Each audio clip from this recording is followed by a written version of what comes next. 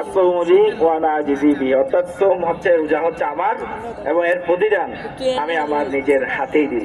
তাহলে এমন একটি পুরস্কার যেটি নিজের হাতেই দিবেন, অর্থাৎ এটার গুরুত্ব কতটুকু সেটা আমাদেরকে অনুধাবন করতে হবে। তাহলে আশা করি আমরা রোজা পালন করব এবং এই রমজান মাসে ভালো আমল করার চেষ্টা করব। আরেকটি কথা আমি বলবো, সেটি হচ্ছে ইয়া আইয়ুহাল্লাযীনা আমানু কুতিবা আলাইকুমুস সিয়ামু কামা কুতিবা আলাল্লাযীনা মিন ক্বাবলিকুম লাআল্লাকুম তাত্তাকুন।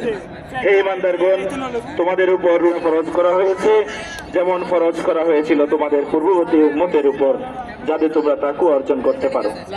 তাহলে সেটা আমাদেরকে অনুধাবন করতে হবে। একটি আয়াত আমি বললাম, তাহলে এর গুরুত্ব কতটুকু এটা তোমরা জানো, এটা সবসময় তোমরা শুনে থাকো।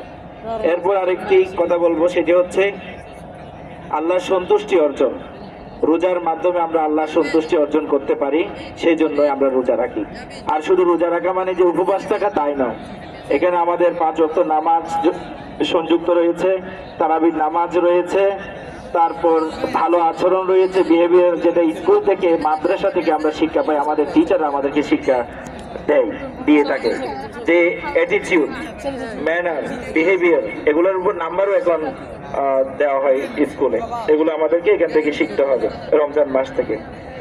আর একটি কথা, সেটি হচ্ছে তাকওয়া অর্জন করা।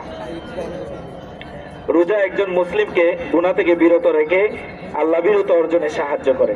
সেই জন্য আমরা চেষ্টা করব সঠিকভাবে রোজা পালন করার জন্য। রোজা আমাদেরকে তাকওয়া অর্জনের মাধ্যম হিসেবে কাজ করবে। এরপর রয়েছে ক্ষমা লাভের সুযোগ।